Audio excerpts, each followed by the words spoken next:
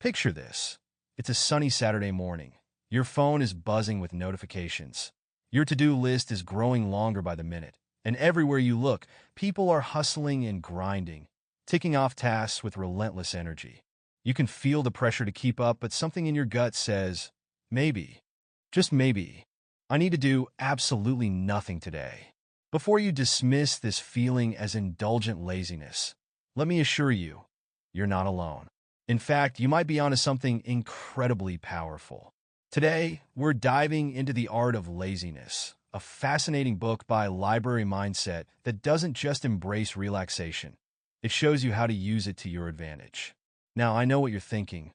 Wait, is this book actually promoting being lazy? That can't be right. But stay with me. In this audiobook summary by AudiblePages, let's explore this book, which isn't about avoiding work for the sake of doing nothing. It's about harnessing the power of rest, creativity, and intentional idleness to work smarter, not harder. So, sit back, relax, and let's explore how laziness can be your secret weapon for personal success. Chapter 1. Redefining Laziness. Now what you think, we've all heard the negative connotations surrounding laziness. It's often seen as a weakness or a flaw. Laziness, to many, is the opposite of productivity, the evil twin of ambition. But Library Mindset takes a bold stance right from the start. Laziness isn't inherently bad. In fact, laziness can be incredibly productive if you approach it with the right mindset. Think about the times when you've been burnt out, pushing yourself past your limits. More often than not, those moments are followed by a crash, right? You might lose your motivation, or worse, your creativity. This is where laziness, or more accurately, rest and relaxation, enters the picture. Instead of viewing laziness as a sign of defeat, consider it an opportunity to recharge. True laziness, according to The Art of Laziness, is strategic. It's about learning to step back so you can step forward more effectively. The book challenges you to think of laziness as a form of self-care that boosts long-term productivity, rather than a state of unproductive idleness. Chapter 2. The Power of Doing Nothing. How often do you allow yourself to do absolutely nothing?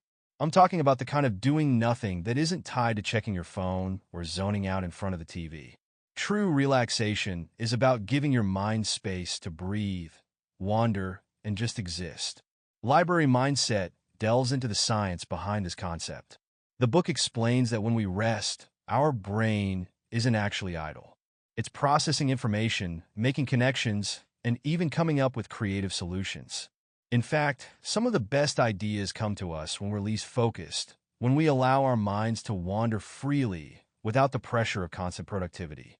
So, next time you find yourself lying on the couch, staring at the ceiling, and feeling guilty for not doing anything, remember this: you're not wasting time. You're recharging your brain, allowing it to solve problems in the background. Sometimes, doing nothing is exactly what you need to do to move forward. Chapter 3.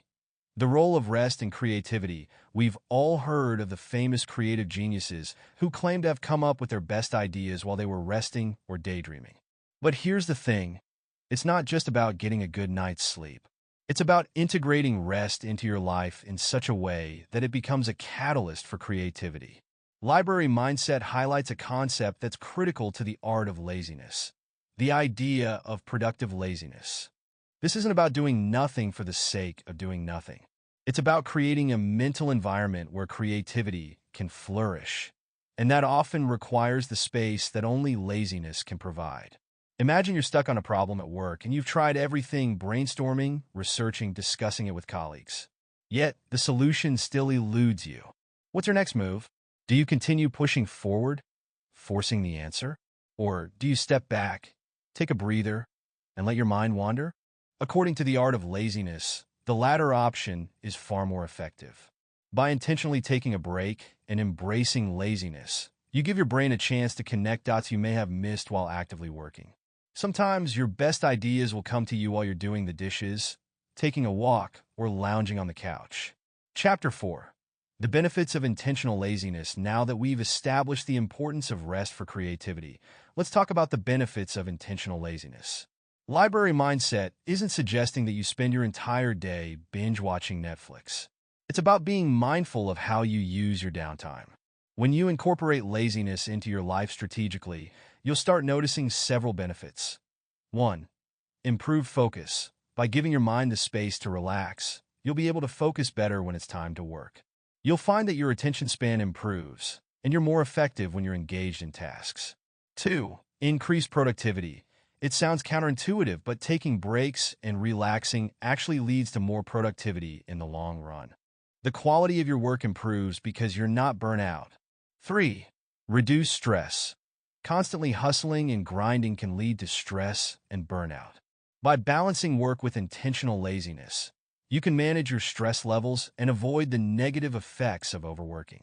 4. Better health. Mental and physical health go hand in hand. When you allow yourself time to rest, your body recovers and your mind is less taxed.